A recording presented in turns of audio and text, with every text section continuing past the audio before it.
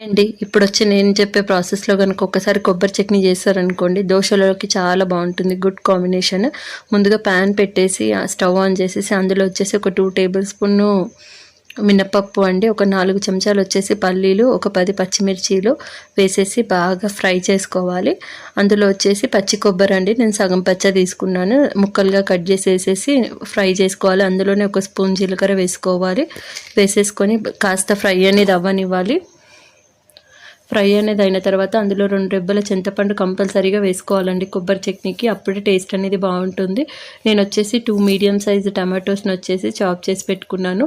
అలాగే ఒక గుప్పడి కలమాక్ని కూడా అందులో వేసేసుకొని, ముందుగా కట్ చేసుకున్న టమాటో పీసెస్ని కూడా అందులో వేసేసి బాగా మగ్గనివ్వాలండి. అది లిడ్ పెట్టి క్లోజ్ చేయాలి. మొత్తం నూనెలో బాగా మగ్గనిచ్చినాక టేస్ట్కి తగ్గంత సాల్ట్, 3/4 టీ స్పూన్ అంత పసుపు వేసేసి బాగా ఫ్రై అనేది